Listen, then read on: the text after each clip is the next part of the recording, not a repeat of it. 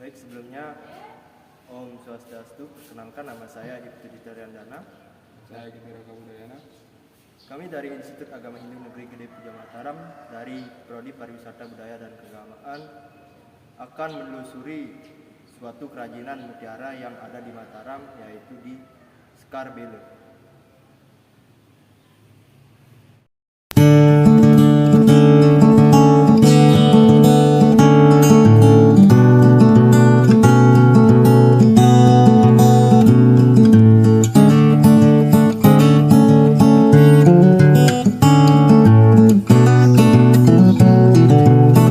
Kami di sini dari Institut Agama Hindu Negeri Gede Puja Mataram ingin mewawancarai Bapak. Kalau begitu, silakan untuk kenalan diri. Saya Haji Fauzi. Kebetulan saat ini selaku Ketua Asosiasi Pedagang dan Pengrajin Mutiara Lombok Nusa Tenggara Barat atau KOLMDP kalau di sini. Saya juga selaku owner di Bude Mutiara Lombok.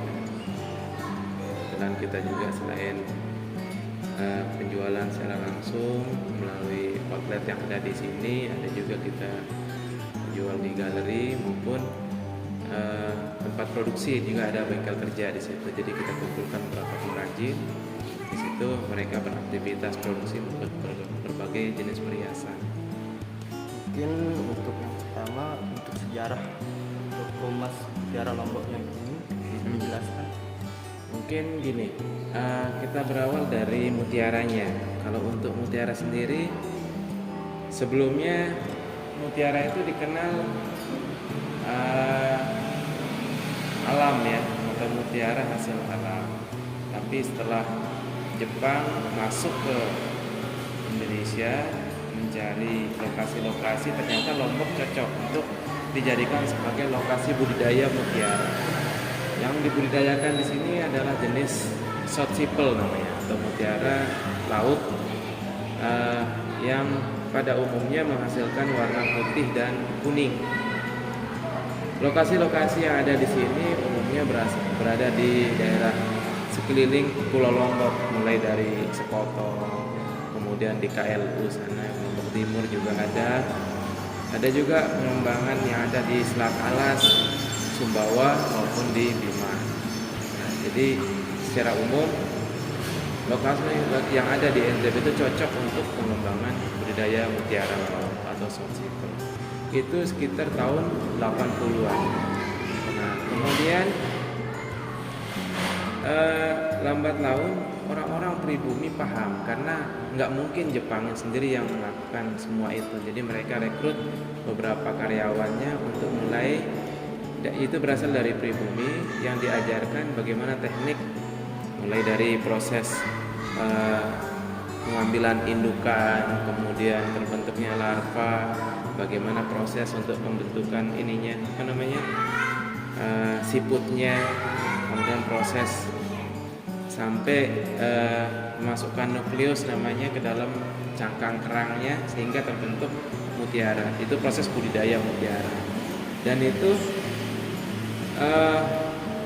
sekarang cukup menghasilkan karena dilihat pada tahun 90-an pengembangan mutiara cukup besar di NTB pada umumnya, karena dianggap hasilnya itu bisa lebih bagus dibanding daerah-daerah lain atau negara-negara lain yang ada di dunia.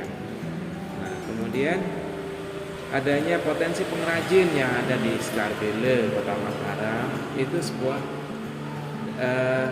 peluang sebenarnya untuk kemajuan industri mutiara ini. Karena kalau hanya yang dijual itu cuma butiran, mungkin tidak terlalu memberikan dampak yang signifikan. Paling yang untung atau yang mendapatkan manfaat itu ya para pemilik perusahaan.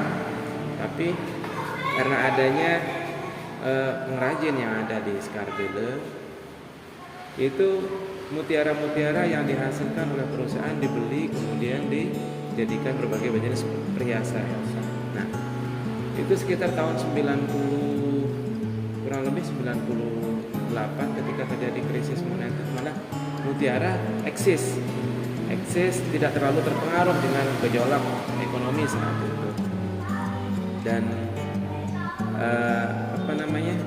khusus untuk pengrajin yang ada di sini cukup terbantu dengan adanya budidaya mutiara, karena kalau sebelumnya mereka hanya membuat perhiasan kemudian dijual di pasar-pasar seperti cakra, angkenang dan sebagainya, dengan adanya mutiara yang dijadikan perhiasan itu menjadikan daerah kita terkenal, karena sekarang mutiara sebagai ikon, sebagai salah satu cenderamata khas daerah.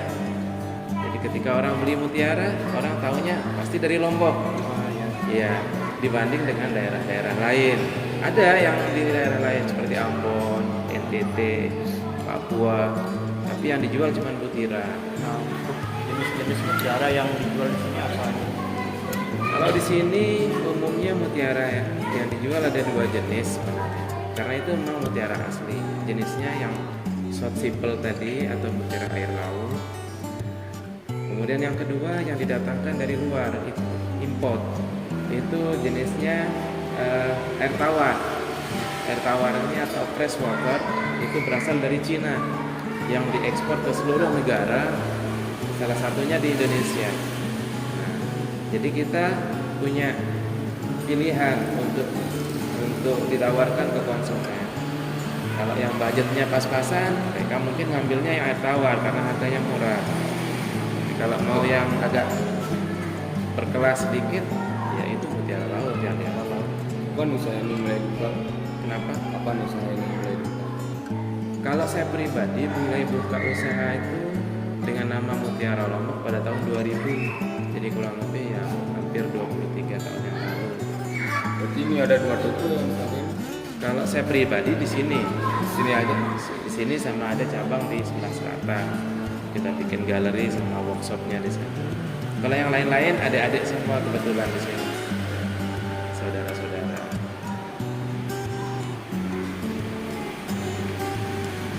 Mungkin cukup ini Pak. Ya. Hanya itu yang Mungkin saya juga mau mempromosikan. Oh boleh. Biar kasih tahu nanti ke Iya. Nah, channel YouTube. siap. Kalian yang ingin mencari Mungkin itu aja dari kami. Iya. Lupa mampir ke Sama-sama. Suku Mutiara Iya. Skaras Village Mataram guys. Di sini ada beberapa jenis mutiara. Yang pertama jenisnya mutiara air laut. Yang kedua yang keduanya mutiara dari air tawar yang itu ada 2 macam dari air tawar dan air laut.